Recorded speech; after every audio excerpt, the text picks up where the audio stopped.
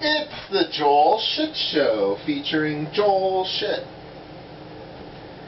Hi, and welcome to the Joel Shit Show. I'm your host, Joel Shit. So if you're wondering, when I get out of the shower, I don't dry my hair, so it looks like this until it dries. I just figure, what the hell? Maybe drying your hair causes baldness. In that case, I'm doing alright. Although it is a little thinner than it used to be, unlike other parts of me, which are a lot wider than they used to be. Yeah, I'm talking downtown. So, yesterday, all I did really was watch football and go to the radio station and review a couple of albums, whose reviews you can see at joelshitshow.com, something. Click on the KSCU link, or really, if you go to joelshitshow.com today, it's still on the front page.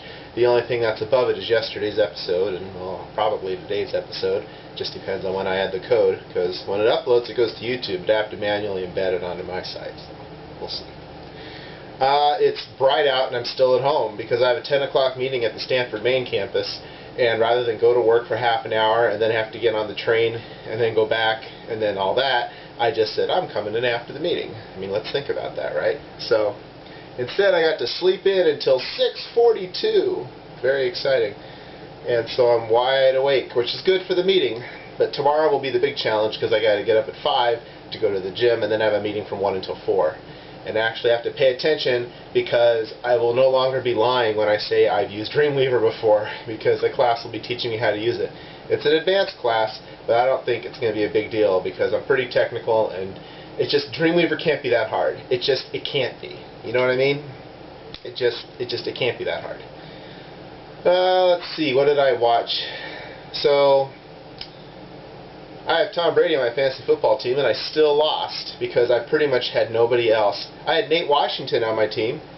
He had negative 22 yards receiving, which means, that's right, he had negative 2 points. And I think I lost my matchup by 1 point or 2 points, something. It's terrible. But in the league for money, I did all right because I had a little bit of everything. I had Owen Daniels, and I had the Patriots defense, which I think had, a couple of interceptions and fumble recoveries. They had 5 turnovers, the Titans did, plus they got shut out, so I think I got 8 points for that. And I mean, it was just a good fantasy day for the league that mattered, but I'm still only 3-3 in that league, so and I'm in last place, so I've got a lot to do. I'm in a tough division. I always end up in a tough division. Everyone always ends up in a tough division. You notice that?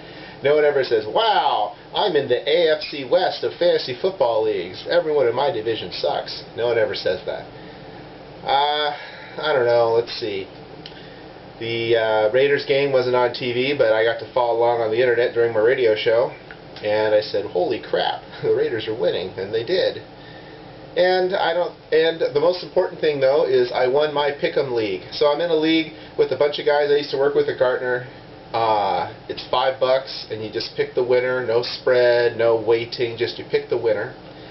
And so what does it mean?